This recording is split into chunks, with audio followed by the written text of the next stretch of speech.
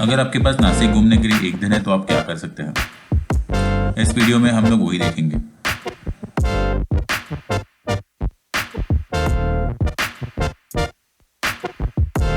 हमने दिन का स्टार्ट नौशा गणपति से किया, फिर सोमेश्वर टेम्पल, सूला और यॉर्क वाइनयार्ड्स घूमे। सब एक ही रास्ते पे होने की वजह से ट्रैवलिंग में ज़्यादा प्रॉब्लम फेस नहीं हुई। हमारा पहला डेस्टिनेशन था नौशा गणपति, जो एक 250 ईयर ओल्ड टेम्पल है जिसे फिरौन ने बनाया था।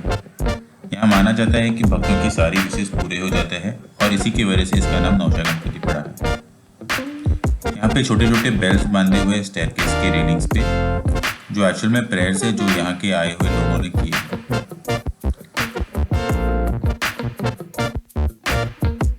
यहाँ की सराउंडिंग्स और नेचर बहुत ही अच्छा है और आपको अगर रिलैक्सिंग एटमॉस्फेयर चाहिए रहेगा तो आप यहाँ पे कुछ टाइम स्पेंड कर सकते हैं। अगर आपको पसंद है तो यहाँ पे आप बोटिंग भी कर सकते हैं, जिसका कॉस्ट अराउंड 30 रुपीज़ पर।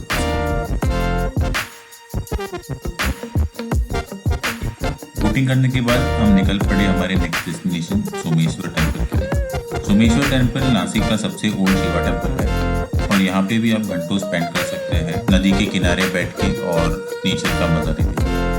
सुबह मंदिर घूमने के बाद हम निकल पड़े नासिक की one of the most famous location Sula vineyards. यहाँ की एंट्री फी ₹600 है, जो आप अंदर स्पेंड कर सकते हैं।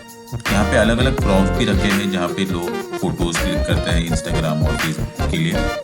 और अगर आप 200 रुपीज़ एक्स्ट्रा पे करते हैं तो आपको वाइन कैसे बनाते हैं इसके बारे में भी इंफॉर्मेशन मिल सकती है। ये सेशन अराउंड 15 मिनट्स का है और काफ़ी इंफॉर्मेटिव सेशन है।